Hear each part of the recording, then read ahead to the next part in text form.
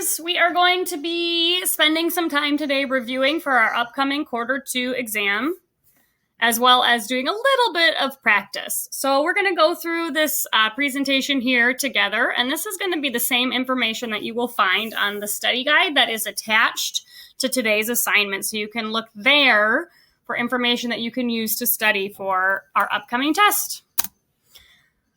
So first and foremost, this part should be not surprising. We've had this on every test that we've had so far this year. So for literary devices, we need to make sure that we have these definitions memorized. That the dramatic story arc is the plot of the story.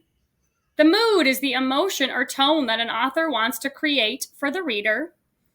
The theme is a story's main idea or unifying message. Foreshadowing is what occurs when the author gives a hint about something that will happen later in the story. And hubris is excessive pride that eventually brings about a character's downfall. So we want to make sure that we are prepared with multiple choice questions about these terms and their definitions. And of course, remembering what I've told you before is that the two that fifth graders always seem to get confused about are dramatic story arc and theme. So really make sure that you have the difference between those two memorized and carefully figured out. In addition, reviewing our dramatic story arc, remembering, of course, that our setting and exposition, that's the background information that is necessary for understanding the story. The rising action is made up of the events that build the tension of the story's primary conflict. The climax is the highest point of tension in the story because it's the moment immediately before the reader finds out the fate of the main character. The falling action is made up of the events that reduce the story's tension. And finally, the resolution or denouement occurs when all or most of the conflicts are resolved and the characters' lives return to normal. And then remember this note here that we are working when we're looking at our dramatic story arc. We think about the falling action. That's the moment when we know the fate of the main character. We know what has happened. And again, the main character might be the main character of the chapter. It might be the main character of that part of the chapter, or it could be the whole story. The climax then is what comes right before that moment. Okay, so we find that falling action and then that climax comes right before it. In addition, we've been talking a lot about inference. When an author doesn't explicitly state something, so the author doesn't come and tell us the answer, then we have to use inference to think about that answer. So we look at clues from the text, and then we determine reasonable explanations about what is happening. We've done a fair amount of inference as we've been reading Little Women, and so really being prepared to make an inference and then support that with a quote and an explanation. Short answers. This is general information about short answers, okay? You should be prepared to identify a mood from a given chapter and then select a quote to support that mood. We've done this a lot throughout the year, so hopefully we're feeling comfortable with it. You should be prepared to select a quote for components of the dramatic story arc. So if given some quotes, be able to identify which one is the climax, which one is the falling action, which one is the resolution. You should be prepared, as I just said, to make an inference, select a quote that supports your inference, and explain how that quote supports your inference. We did this in earlier assignments and in the past test, and so kind of building off of that as well. You should be able to name one of the themes that we have been discussing during Little Women and select a quote that supports that theme. We've been doing this a ton during homework, so I'm hoping that you're feeling very ready. However, if you've been getting a lot of feedback from me about themes, this would be a great time to make sure you're memorizing the 3 themes that are appearing in Little Women so that you're ready to go for this test. I didn't write this in here, but we should know by now for sure that when we are answering short answer questions, we need to make sure that we are using as many words as possible from the question, okay? We're restating that question in our answer as we've been practicing all year, okay? So we are going to go on and do a little bit of practice, a very little bit of practice this time in preparation for the test. But remember, visit office hours if you are not certain about what I just went over. If some of this stuff is unfamiliar, if you need to chat about it a little bit, make sure to come see me during office hours and we can talk a little bit more about this information. All right, fifth graders, so we're going to continue with the practice portion. We might, I don't know, we'll see. We might do a little bit more than I had intended. But for this part of our review for the test, you're going to need paper, pencil, and your copy of Little Women. So if you need to pause and go get those things, go do so now. And then come on back and we're going to get into our practice. So fifth graders, remember from what we just went over that, of course, there's some memorization for multiple choice questions that you need to do, but then there's also going to be these short answer questions. Always remembering, we've been practicing and I've been returning assignments and asking you guys to make sure that you are using complete sentences. And so when you're given a short answer question, you want to make sure always that you're restating the question. So we are going to go over some mood and some inference work here in preparation for that test. We're not going to go over themes. So you want to just think about what we've been talking about. Think about making sure you have those 3 themes that we've been talking about as we're reading Little Women, having them very solidly memorized, and also making sure that you're remembering that restatement as you guys are finding your, or answering your questions. And finally, of course, remembering that if we're talking about a quote, that needs to be the author's exact words, right? Not your paraphrasing of it, but something that's coming straight out of the text, okay? So think about that as you're thinking about themes. So we're going to get in, like we did the last time for a DDI, actually for most of our tests, we're going to do one guided together where you're practicing with me and one on your own, and then you can come back and see how you did. Remember, even though I'm guiding the first part, you should still be working along with me. You going through the exercise of practicing while I'm doing it is going to help you. So you should be writing what I'm writing as I'm writing it, okay? So I'm going to flip you around. We'll get into some practice. So you will see questions a lot like this on the test. So what is one clear mood that Alcott has created in chapter 15, a telegram, followed by what is one direct quote that supports that mood. We've definitely done questions like this before, but one thing that I really want to make sure I emphasize is that we're talking about as many words from the question as possible you need to have in your answer as well. So if we're looking at this first question, what is one clear mood that Alcott has created in chapter 15, a telegram? You can skip those 2 words, but really the rest of them need to be in your answer. So you should be writing along with me to practice. One clear mood that Alcott has created in chapter 15, a telegram, is... So practicing along with me, making sure that you have all these words. I'm going to be grading on whether or not you're restating with as many words as possible in the question, okay? So now you have to kind of think about what is a mood. Remembering those moods are emotions or tone that the author is trying to create for the reader. So this is the chapter when they find out that their dad is very seriously ill. So great quotes, things that people feel. You could say sadness or fear or anxiety. All of those would be great quotes to support that mood. So let's see, we'll say sadness.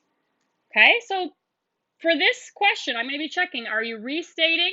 And then are you picking something that's actually a mood? Some of you have been getting feedback from me that what you're writing down maybe isn't a mood so much. So remember, when you're thinking about a mood, it should be something that people can feel, an emotion that people can feel. So now I'm looking at page 159. So what is one direct quote that supports this mood? So first we have to set up that answer. So again, using as many words as possible. And over here, I guess we did use the is. So what won't appear, but the rest of it should appear. One direct quote that supports that mood is blank, okay? And then we need to go ahead and write a quote from the text that supports that mood. And again, remember, a quote should be the author's exact words, okay? So I'm picking something from the bottom. I'm going to have the part where Mrs. March has just read the telegram. We'll say, and dropped back into her chair as white as if the little paper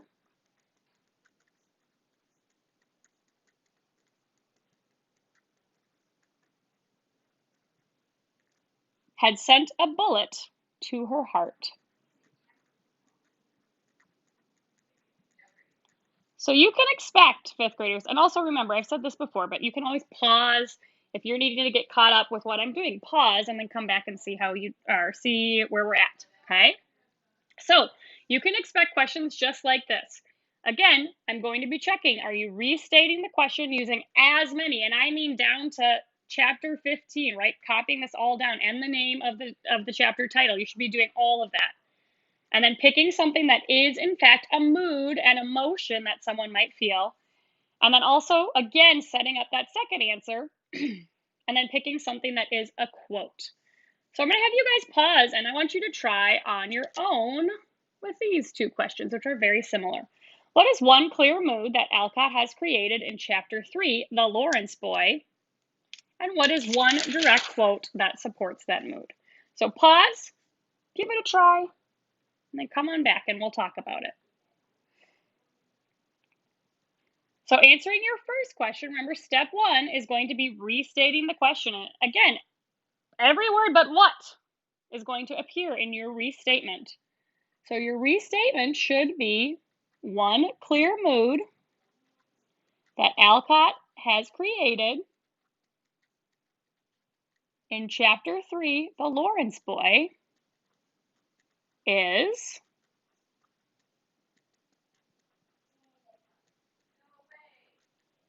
blank, okay? So check, did you use all of these words to set up your answer? If not, remember that when you take the test, you need to have all of these words to set up your answer. And then you should have finished with a mood. So ask yourself, is this something that I could feel? What I wrote down, is this something that I could feel?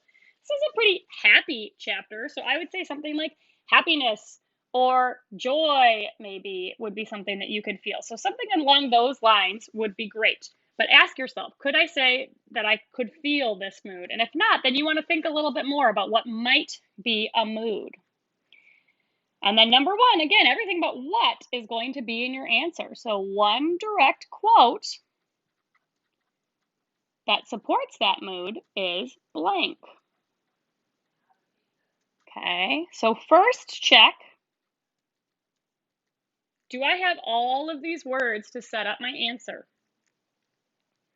Then you want to check and say, did I write down something that is a direct quote from the text that supports this mood? Okay, have I used the author's exact words here? And again, if it's not the author's exact words, then it's not a quote.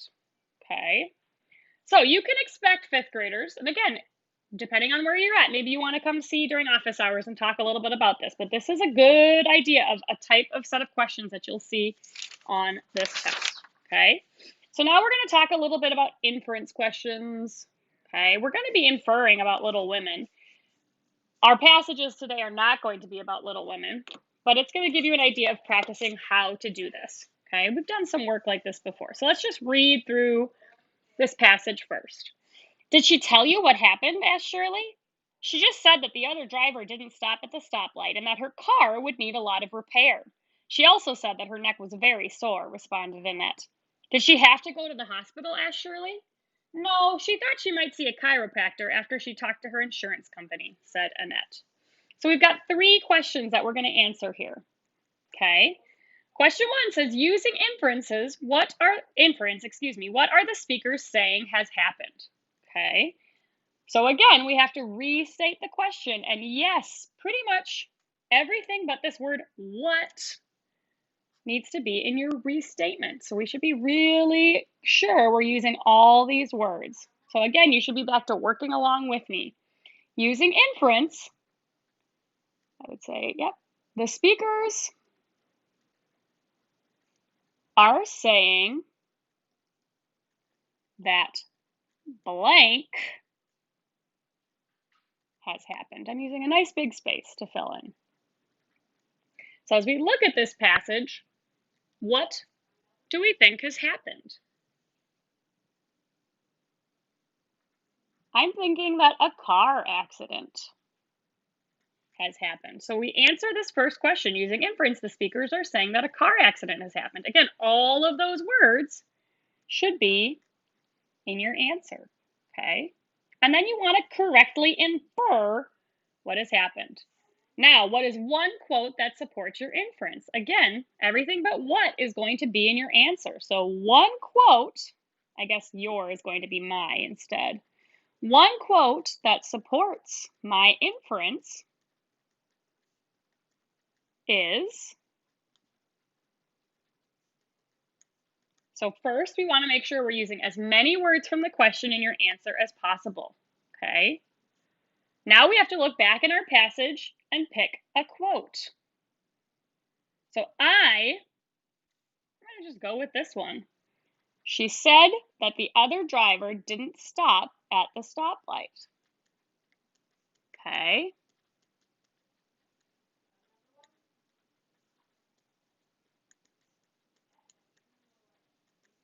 So now again, when you're answering this part of the question, you want to make sure, am I using the author's exact words to answer my question? Again, not your words, but the author's exact words. And then finally, explain how that quote supports your inference. So this one you're probably going to have everything but explain how. So that quote supports my inference because,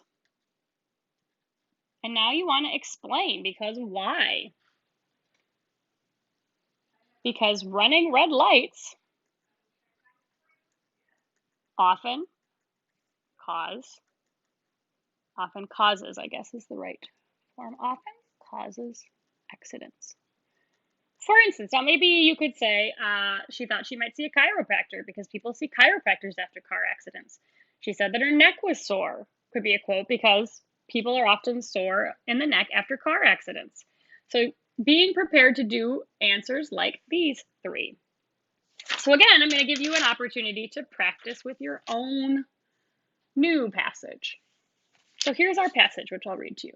The meteorologist said to stay at home tonight because there would be a lot of accumulation, said Chuck.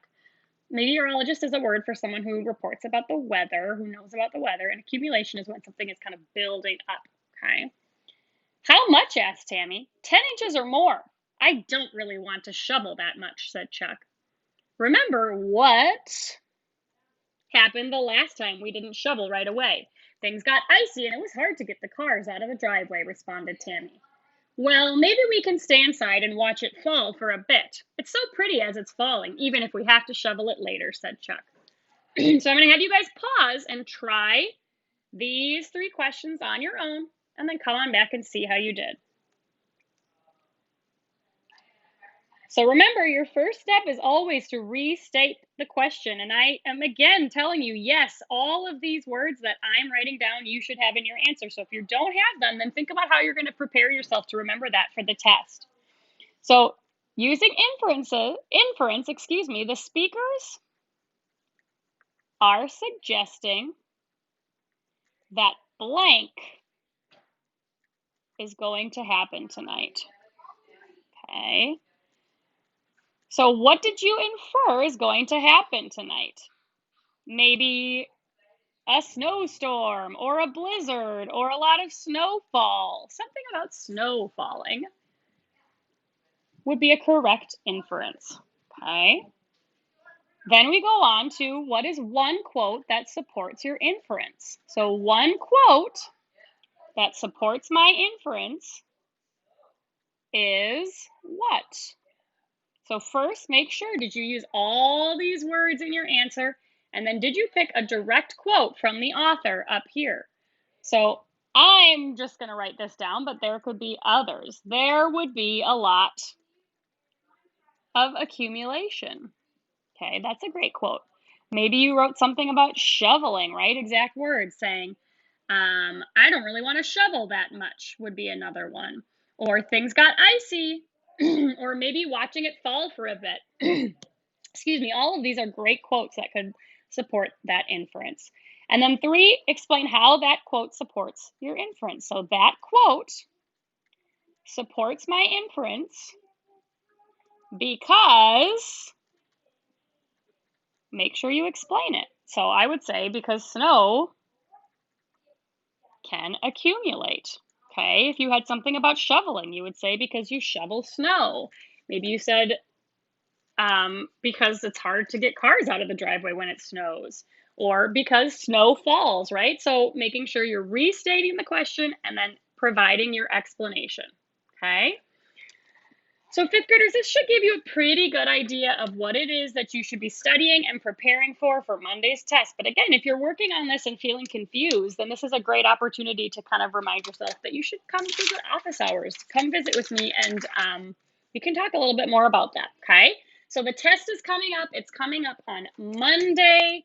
Your homework for today is really just to study and make sure that you're prepared. And I would encourage you even on Monday morning before you take the test, maybe read through the answers that we worked on today and do a little quick study of the things that you're supposed to have memorized so that you're prepared for the test, okay? Let me know if you have questions, fifth graders.